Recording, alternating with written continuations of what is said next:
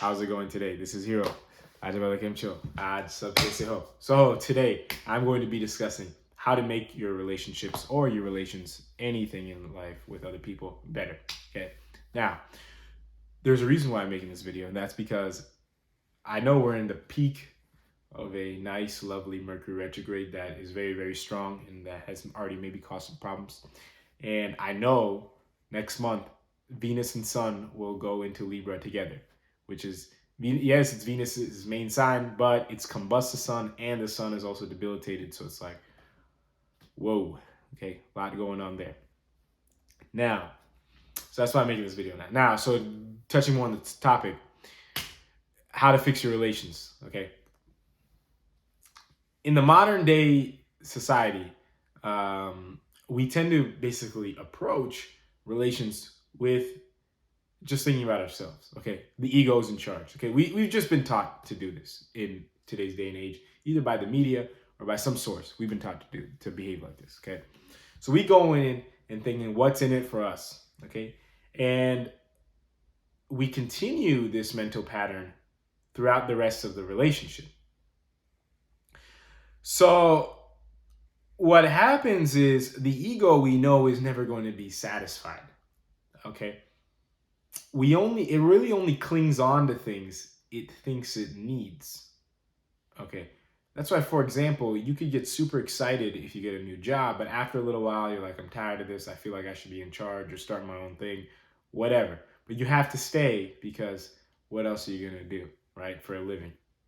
Unless you want to just mooch off of somebody. But with relations, at least we've been taught that you can just leave like whenever, right? So it makes things a little bit difficult to maintain a healthy relationship if you're proceeding from a more modern day standpoint, because it's never going to work out. You think after 20 years, you guys are still going to, have the same amount of attachment for each other that you guys did at the beginning, unless you guys have some serious spiritual work to do and some detachment work to do.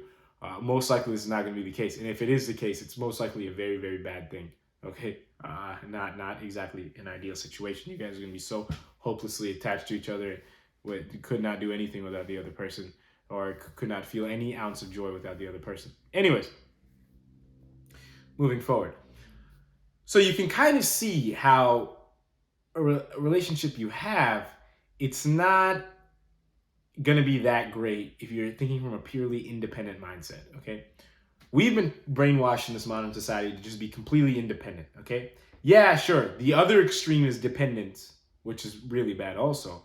But what we want to do is we want to kind of find an in-between balance, which I, as well as a lot of other people, would like to call interdependence, okay? Which is like, you're not dependent on the person for your happiness, but also you're not super independent and just only thinking about yourself, okay? You're whole within yourself, all this kind of stuff, but you're unconditionally supporting someone else, which a lot of people would say is the actual true definition of the word love, okay?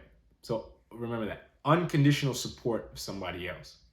And the law of attraction also states, I'll just use a different word to not confuse anybody. The law of attraction also states that if you proceed from that energy of supporting someone else unconditionally, then you will in return, at some point in time, based off of your karma, will receive someone that also has the same kind of energetic thing going on with them, unconditional support. Now, karma does play a factor, right? And for example, you might receive that person, but they might not work out because like they're so long distance or some other variable, whatever. Or they might already be taken, whatever. But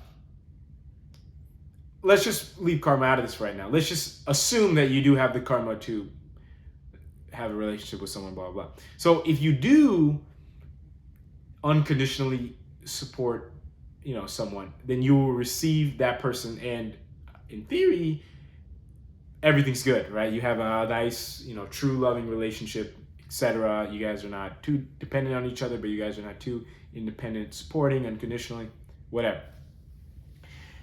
Now, I know the thing that's going to come up for some people, okay? Some people accept, hey, yeah, maybe I do need to just support, and, especially in this modern independent day where everyone has all kinds of baggage and, just kind of has a chip on their shoulder to prove themselves in relations and is ready to walk away at any point in time. But so for those people, yeah, maybe what I said made sense. But for some people who are more, and maybe they'll start doing that. But for some people who are more on the dependent side of the scale, might say, hey, and most likely, if you're unbalanced on one end, you're going to have fluctuations of being imbalanced on the other, because either one of these extremes is not natural. Okay, so if you're too independent, sometimes phases of dependency will come out. Okay, I'm kind of going to touch on that right now. That's just how this thing works energetically. Okay, now you could say, oh, Hero, with this girl, I loved her the most. I did everything and she still left me. Or, oh, Hero, this guy, I was always there for him, etc. And I just got treated so bad and, it's over now. What do you say about that? Well, what I will say is that you were still proceeding out of a independence or dependent state of mind. And what I mean by that is you were still proceeding from the ego. You were not proceeding from that unconditional support from at a soul level. Okay. And how do I know that? One, because if you can basically sense some type of strong attachment being broken, okay, most likely you're still a little bit too dependent. Two is that, okay, it wasn't actually any unconditional support. It was conditional things that you're doing for that person from an ego level in hopes that that attachment from that other person will be reciprocated towards you. I know a lot of you guys are not going to like to hear this, but I hope that made sense. Let me repeat that. You are not actually unconditionally supporting that other person, or else you would not feel this huge void when they left.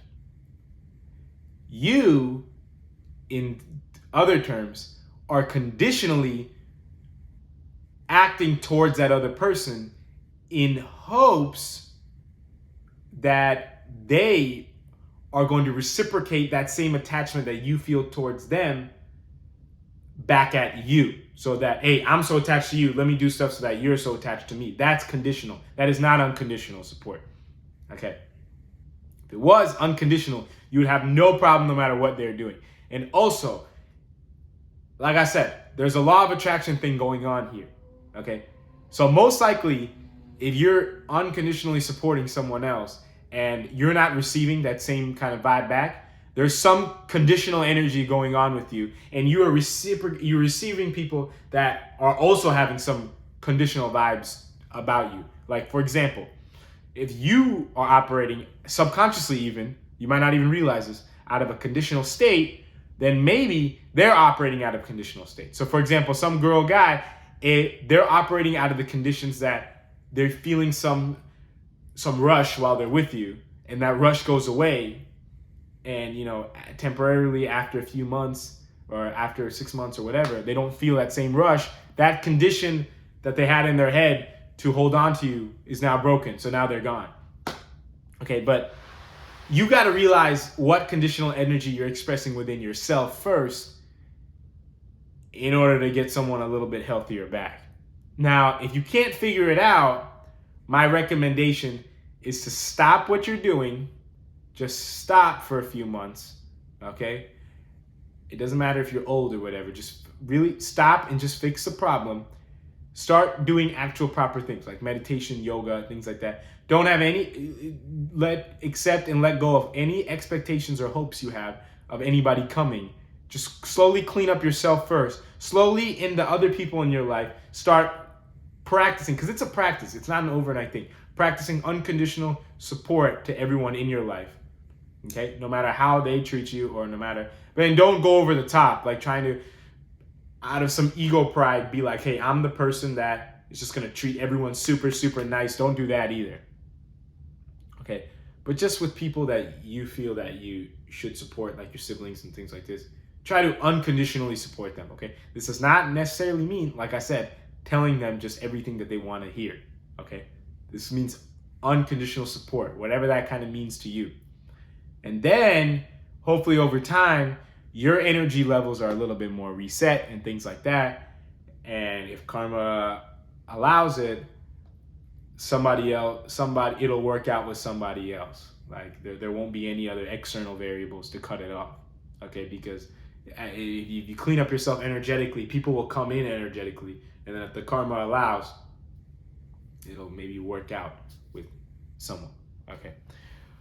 But I think that's all I wanted to mention for this video. Just something a little quick that I wanted to mention throughout the retrograde and before that Venus and Sun transit together, that lovely transit together is going to start. Okay.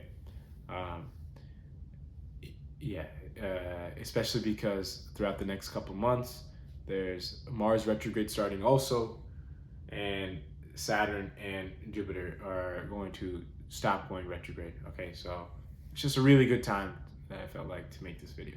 So that's it for this video. If you have any questions or comments, feel free to let me know. And until next time, I will talk to everyone later. Thank you very much for watching.